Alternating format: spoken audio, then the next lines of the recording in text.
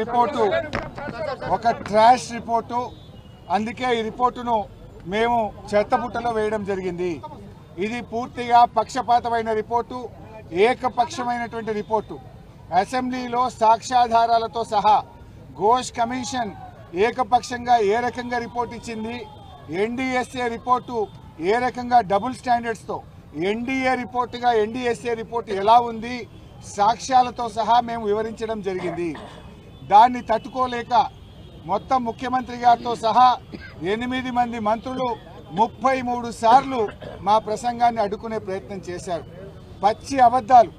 ఇలా సభలో మేము మైక్ కావాలని దాదాపు గంటన్నర సేపు స్పీకర్ గారిని, ఎల్ఏ మినిస్టర్ గారిని మేము ప్రాధేయపడ్డా కూడా మైక్ ఇవ్వలేదు.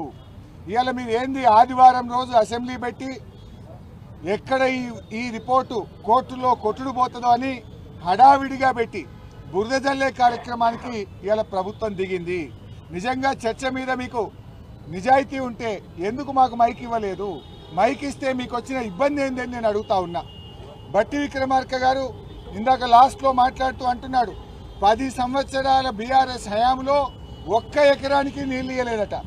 నేను ఛాలెంజింగ్ బట్టి విక్రమార్క గారు, మీరు ఒకవేళ మా ఛాలెంజ్ను స్వీకరిస్తే నేను శాసన సభ్యత్వానికి రాజీనామా చేసి మళ్ళీ పోటీ కూడా చేయను. మీరు ఉప ముఖ్యమంత్రి పదవికి రాజీనామా చేస్తారా అని నేను ఛాలెంజ్ విసిస్తా ఉన్నా. బీఆర్ఎస్ హయాంలో 17 లక్షల ఎకరాలకు మేము నీళ్ళు ఇచ్చాము. మీరు 1 ఎకరానికి ఇవ్వలేదని మాట్లాడతారా? దమ్ముంటే అసెంబ్లీలో ఎవరు అబద్ధాలు మాట్లాడుతున్నారు? మళ్ళీ అంటాడు మొత్తం బీఆర్ఎస్ తప్పుడు మాట్లాడింది. తప్పుడు మాట్లాడడం మీరు. 1 ఎకరానికి నీళ్ళు ఇవ్వలేదని అబద్ధం ఆడింది మీరు. ఇలా 17 లక్షల ఎకరాల కొత్త ఆయకట్టుకు ఇచ్చాం, 20 లక్షల ఎకరాలు స్టెబిలైజేషన్ చేశాం, 37 లక్షల ఎకరాలకు బీఆర్ఎస్ ప్రభుత్వం నీళ్ళు ఇస్తే 1 ఎకరానికి ఇవ్వలేదని మాట్లాడతారా? అంతేకాదు ప్రాజెక్టులను చీల్చి చెండాడారు, ఎక్కడ ఏం చేయలేదంటారు. ఎక్కడైతే ఉమ్మడి ఆంధ్రప్రదేశ్లో అంతర్రాష్ట్ర వివాదాల్లో ఇరికిచ్చారు, నీళ్లు లేని చోట ప్రాజెక్టులు కట్టారు, ఎక్కడైతే వైల్డ్ లైఫ్ ఫారెస్ట్లో ఇరికిచ్చారో వాటిని రీఇంజనీరింగ్ చేశాం, ఎక్కడైతే ఇబ్బంది లేదో వాటిని కొనసాగించాం. ఇలా కల్వకుర్తి, నెట్టంపాడు, భీమా, కోయిల్ సాగర్ పెండింగ్ ప్రాజెక్టులను రన్నింగ్ ప్రాజెక్టులుగా మార్చి 4000 కోట్ల రూపాయలు ఖర్చు పెట్టి ఒక్క మహబూబ్ నగర్ జిల్లాలో 6 లక్షల ఎకరాలకు కొత్తగా సాగునీరు అందించింది బీఆర్ఎస్ ప్రభుత్వం. ఈ రకంగా మేము రాష్ట్రంలో 17 లక్షల ఎకరాలకు కొత్త ఆయకట్టు ఇచ్చాం. అబద్ధాలు చెప్పేది మీరు. ముఖం చెల్లక మేము చెప్పేటువంటి సమాధానాలకు, మేము అడుగుతున్న ప్రశ్నలకు, మేము చూపిస్తున్న ఆధారాలకు తట్టుకోలేక మా మైక్ కట్ చేశారు. 38 మంది ఉన్న బీఆర్ఎస్ పార్టీకి గంట టైం ఇస్తారా? ఏమి ఇంత కాళేశ్వరం కమిషన్ మీద నిన్న మేము అసెంబ్లీలో అడిగాం. అసలు ఈ సమయంలో వరదల గురించి మాట్లాడదాం, ఈ సమయంలో ఎరువుల కొరత గురించి మాట్లాడదామంటే లేలే వరదలు కాదు, బురద రాజకీయం, కాళేశ్వరమే మాట్లాడతామన్నారు. అయినా కూడా ఓపికగా ఇవాళ మేము అటెండ్ చేస్తే కనీసం మాట్లాడడానికి కూడా అవకాశం ఇవ్వలేదు. ఇలా ఉత్తమ్ కుమార్ రెడ్డి సభలో మాట్లాడుతున్నాడు, మా ప్రభుత్వం వచ్చిన తర్వాత ఇంత ఆయకట్టు పెరిగింది, ఇన్ని ఎకరాల పంట పండింది అని ఉత్తమ్ కుమార్ రెడ్డి గారు మాట్లాడుతూ ఉన్నారు. నేను అంటా ఉన్నా, ఉత్తమ్ కుమార్ రెడ్డి గారు 2 ఏళ్ల కాంగ్రెస్ గవర్నమెంట్లో ఎక్కడన్నా ఒక కాలువ తవ్విండ్రా, ఒక చెరువు కట్టారా, ఒక్క చెక్ డ్యామ్ కట్టారా, 1 ఎకరానికన్నా కొత్తగా నీళ్ళు ఇచ్చారా? మరి ఏడికెళ్ళి పెరిగింది పంట? అదంతా బీఆర్ఎస్ ప్రభుత్వం చేసిన కృషి. మేము మిషన్ కాకతీయలో చెరువులు బాగా చేశాం, చెక్ డ్యాములు కట్టాం. మా ప్రభుత్వ కృషి వల్ల ఇవాళ ఈ రాష్ట్రంలో ఆయకట్టు పెరిగింది. మీరు వచ్చినాక ఇరిగేషన్ శాఖలో 1 ఎకరానికి కూడా కొత్తగా నీళ్లు ఇవ్వలేదు. అదేవిధంగా ఈరోజు ముఖ్యంగా కాళేశ్వరం సంబంధించి నీళ్ళే రాలేదంటారు. మేము సవాల్ విసిరినాం, పోదాం పదా, జర్నలిస్టులు, మేధావులు అందరం కలిసి పోదాం, అందరం పోయి భూపాలపల్లి భూములను అడుగుదాం, కాళేశ్వరం నీళ్ళు వచ్చినాయా లేవా. అదేవిధంగా మహబూబాద్, డోర్నకల్ తండాలను అడుగుదాం, తుంగతుర్తి, సూర్యాపేట రైతులను అడుగుదాం, మల్లన్న సాగర్ నుంచి నిజాం సాగర్ దాకా పారిన నీళ్లను అడుగుదాం, రివర్స్ పంపింగ్లో రిజర్వాయర్గా మారిన వరద కాలువను అడుగుదాం, నడి ఎండల్లో మత్తళ్లు దుంకిన గలగల బారిన మా హల్దీ, అదేవిధంగా మంజీరా చెక్ డ్యాంలను అడుగుదాం, మురిసిపోయిన మెతుకు సీమను అడుగుదాం, వేలాది ఎకరాల్లో ఆయిల్ పామ్ సాగు చేస్తున్న రైతులను అడిగితే కాళేశ్వరం ఫలితం అందిందా లేదా ప్రజలు చెప్తారు. ఇలా ఉత్తమ్ కుమార్ రెడ్డి నియోజకవర్గం కోదాడకు కూడా కాళేశ్వరం జలాలు వచ్చినాయి. కాళేశ్వరంతో ఎన్నడూ పారని నీళ్లు కోదాడకు కూడా నీళ్లు అందినాయి అంటే అది బీఆర్ఎస్ చేసిన కృషి. మరి పోదాం పండి, ప్రజలకు పోదాం. ఇలా హైదరాబాద్కు మంచినీళ్ళు వస్తున్నాయంటే కాళేశ్వరం వల్ల. ఇలా 13 జిల్లాలకు సాగునీరు తాగునీరు అందుతుందంటే అది కాళేశ్వరం ప్రాజెక్టు వల్ల. ఇలా కాళేశ్వరాన్ని ఎవడైతే కూలేశ్వరం అని మాట్లాడుతున్నారో వాళ్ళే ఇలా తెలంగాణ పాలిట శనేశ్వర్లు అని చెప్పి నేను మనవి చేస్తా ఉన్నా. ముఖ్యంగా ఇలా కేసీఆర్ గారు ఎంతో కష్టపడి ప్రాణాలకు తెగించి కేసీఆర్ గారు తెలంగాణ సాధించారు. తెలంగాణ రాష్ట్ర సాధకుడు కేసీఆర్, తెలంగాణ జల సాధకుడు ఇలా కేసీఆర్ గారు. ఇవాళ ఏమంటుండే ముఖ్యమంత్రి గారు, ఏం శిక్ష వేయాలి, ఏం ఎంక్వైరీ చేయాలి అని పదే వాళ్ళు ఆల్రెడీ డిసైడ్ చేసుకొని వచ్చిండ్రు. ఇలా పంచాయతీరాజ్ ఎన్నికలకు పోతున్నాం, ఏదో రకంగా బీఆర్ఎస్ మీద బుర్ర జల్లాలి, ఇంకో కేసు పెట్టాలి. ఇప్పటికి ఎన్ని ఎన్డీఎస్ఏ రిపోర్ట్లు, విజిలెన్స్ రిపోర్ట్లు, ఘోష్ కమిషన్ రిపోర్ట్లు, ఇంకా ఇప్పుడు ఇంకో కేసు పెట్టి మళ్ళీ వేధిస్తారట. దేనికోసం శిక్ష చేస్తారు నాకు అర్థం కాదు. కేసీఆర్ గారు తన ప్రాణాలను ఫనంగా పెట్టి 14 ఏళ్లు పోరాడి తెలంగాణ సాధించినందుకు కేసీఆర్కు శిక్ష వేస్తారా? కరెంటు కోతలతో కూనరిల్లిన తెలంగాణకు 24 గంటల నాణ్యమైన కరెంటు ఇవ్వడం కేసీఆర్ గారు చేసిన తప్ప? తాంబాలాల వలె మారిన చెరువులను మరి గంగాలలాగా మిషన్ కాకతీయలో మార్చినందుకు కేసీఆర్ గారి మీద కేసు పెడతారా? నడి ఎండాకాలంలో చెరువులు, చెక్ డ్యాములు, మత్తళ్లు దుంకేటట్టు జల కళను అందించినందుకు కేసీఆర్ గారి మీద కేసు పెడతారా? ఎరువులు, విత్తనాలను అందించి పంటను పెంచాడు. ఏనాడు చెప్పులు లైన్లో పెట్టకుండా, ఎరువుల కోసం లైన్లో నిలబడకుండా 10 ఏళ్లు కేసీఆర్ పాలనలో ఎరువులు అందించినందుకు కేసీఆర్ గారి మీద కేసు పెడతారా? ప్రపంచంలో ఎక్కడ లేని రైతు బంధు, రైతు బీమాను తెచ్చి అన్నదాతలను అప్పుల ఊబి నుంచి బయటకు తెచ్చినందుకు కేసీఆర్ గారి మీద కేసు పెడతారా? కొనుగోలు కేంద్రాలను పెంచి చివరి గింజ దాకా పంట కొన్నందుకు కేసీఆర్ గారి మీద కేసు పెడతారా? ఇలా ప్రాజెక్టులు కట్టినందుక, రుణమాఫీ చేసినందుక, ఊరూరికి రైతు వేదికలు కట్టినందుక, కరోనా విపత్తు నుంచి ప్రజల్ని బయటకు తెచ్చినందుక ఎందుకు కేసు పెడతారు అని చెప్పి ఈరోజు నేను ప్రభుత్వాన్ని అడుగుతా ఉన్నా.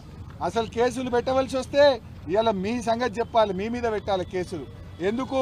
ఎస్ఎల్బీసీ కుప్పగూలినందుక, అదేవిధంగా సుంకిశాల ప్రాజెక్టు కుప్పగూలినందుక, వట్టెం పంప్ హౌస్ మునగొట్టినందుక, పెద్దవాగు ప్రాజెక్టు కొట్టుకుపోయినందుకు మీ మీద కదా పెట్టాలి.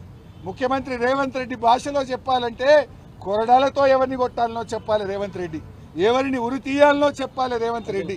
ఎందుకంటే వట్టెం పంప్ హౌస్ మునగొట్టింది ఎవరు, సుంకిశాల గులగొట్టింది ఎవరు, పెద్దవాగు కొట్టుకుపోవడానికి కారణం ఎవరు, మరి ఎస్ఎల్బీసీ టనల్ కుప్పగూలడానికి కారణం ఎవరో ఇవాళ సమాధానం చెప్పాలి రేవంత్ రెడ్డి గారు.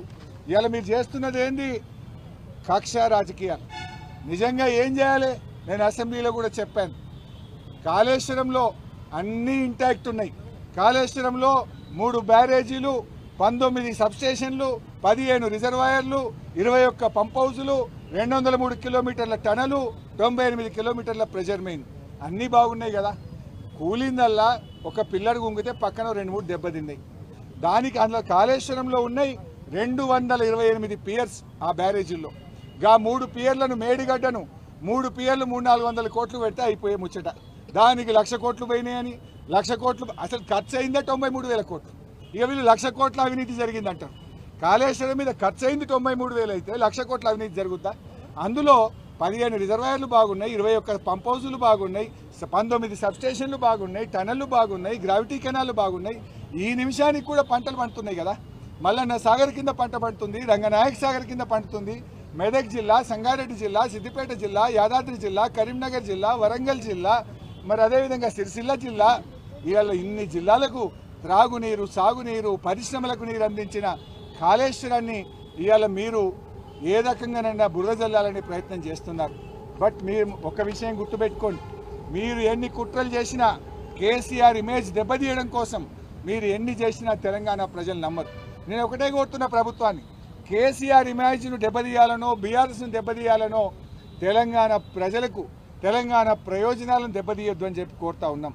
మీరు ఎంత అరిచినా, ఎంత బురద జల్లినా తెలంగాణకు మేడిగడ్డనే మేటిగడ్డ అవుతుంది.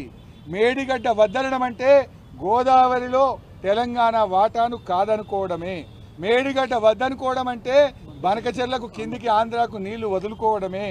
మేడిగడ్డ ఎత్తిపోతల పథకం ఆపేయడం అంటే రాష్ట్రాలకు, పక్క రాష్ట్రాలకు, దిగువ రాష్ట్రానికి మన నీళ్లు వదులుకోవడమే అవుతుంది.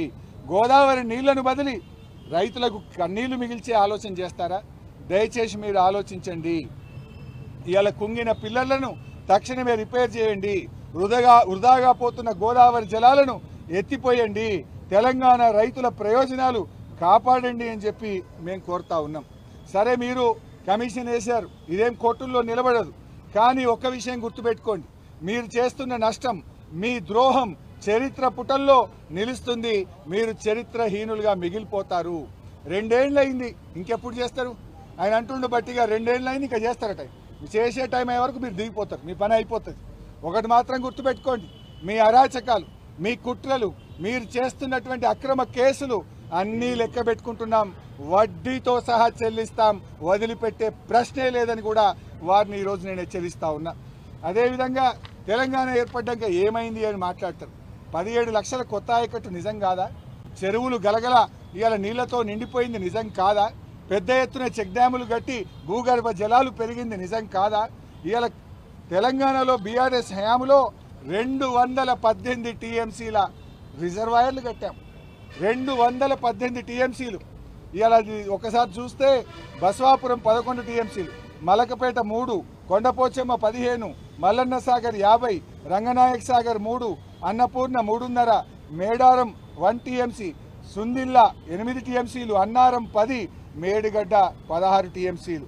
అదేవిధంగా Nashkal reservoir 0.5, mid Maner 27, Sammakka Sagar 7, Chanaka Korata 1 TMC, Palamuru రంగారెడ్డిలో నార్లాపూర్ 8, ఏదుల 8, వట్టెం 17, కరివెన 16, దిండి ఎత్తిపోతల పథకంలో 3 టీఎంసీలు. అదేవిధంగా ఎస్ఎల్బీసీలో బ్రాహ్మణ వెల్లం, నీల్వాయి, మత్తడివాగు, మిషన్ కాకతీయ ద్వారా చెరువుల సామర్థ్యం పెంచాం, చెక్ డ్యాములు కట్టి నీటి నిల్వ పెంచాం. ఇట్లా చూస్తే 218 టీఎంసీల నీళ్లు నిల్వ చేసే రిజర్వాయర్లను కట్టింది బీఆర్ఎస్ పార్టీ. మీరేం చేసిండ్రు? 2 ఏళ్ళు అయింది. ఒక్క చెరువు కట్టిండ్రా? ఒక్క చుక్క నీళ్లు ఎక్కడైనా ఆపిండ్రా? ఒక్క ఎకరానికి ఎక్కడైనా కొత్తగా నీళ్ళు ఇచ్చిండ్రా? మీరు మా మీద మాట్లాడతారా? ఇదంతా కూడా తమ ఫెయిల్యూర్ను, తమ తప్పిదాలను కప్పిపుచ్చుకోవడానికి చిల్లర ప్రయత్నాలు చేస్తూ ఉన్నారు, బురద జల్లే ప్రయత్నం చేస్తున్నారు. ప్రజలు అన్ని విషయాలు గమనిస్తున్నారు. మేము చాలా ఓపికగా అసెంబ్లీలో మాట్లాడాలి, క్లారిఫై చేయాలి, అన్నీ చెప్పాలని మరి మేము ప్రయత్నం చేస్తే మా గొంతు నొక్కారు, మాకు మైక్ ఇవ్వలేదు. నిన్న కూడా స్పీకర్ గారిని కలిసి ఇవాళ కూడా మా సభ్యులు చెప్పారు, 8 మంది ఉన్న వాళ్లకు 7 సభ్యులు ఉన్న వాళ్ళకి ఎంత టైం ఇస్తున్నారు, 38 మంది ఉన్న బీఆర్ఎస్ పార్టీకి ఎంత టైం ఇస్తారు, ఒక్క సభ్యుడు ఉన్న సిపిఐకి ఎంత టైం ఇస్తారో మరి దానికి అనుగుణంగా 38 మంది ఉన్న మాకు టైం ఇవ్వాలి కదా. 58 నిమిషాలకే ఇక అయిపోయింది మీ టైం అని కూర్చోమంటారు. ఇంత పెద్ద ఇంపార్టెంట్ రిపోర్ట్, 650 పేజీల రిపోర్ట్ ఇచ్చిండ్రు, ఎన్డీఎస్ఏ రిపోర్టు పెట్టిండ్రు, విజిలెన్స్ రిపోర్టు పెట్టిండ్రు. వీటన్నిటి మీద మాట్లాడదామంటే మైక్ ఇస్తలేరు. ఎందుకు భయపడుతున్నారు అంటే మీ తప్పిదాలు బయటపడుతున్నాయి. మీరు చేసిన తప్పుడు వాదనలు ప్రజలకు తెలుస్తాయని, ప్రజల ముందు దోషిగా నిలబడాల్సి వస్తుందని ముఖం చాటేయడం కోసం, తప్పించుకోవడం కోసం ఇలా మా గొంతు నొక్కిండ్రు, మా మైక్ కట్ చేసిండ్రు. దానికి నిరసనగా బీఆర్ఎస్ సభ్యులం మేము మా తీవ్రమైన నిరసన తెలియజేసి, ప్రొటెస్ట్ చేసి, వాకౌట్ చేసి సభ నుంచి బయటకు రావడం జరిగింది. ఆ రిపోర్టు చెత్తు కాగితంతో సమానం, అందువల్లనే ట్రాష్లో వేయడం జరిగింది. తర్వాత కార్యాచరణ పార్టీలో చర్చించి మేము నిర్ణయం తీసుకుంటాం. ఇంకా ప్రభుత్వం ఇవాళ వాళ్ళు ఏమేమి మాట్లాడతారో మేము అందరం కూడా కూర్చొని పార్టీలో నిర్ణయించుకొని తగిన రీతిలో సమాధానం చెప్తాం.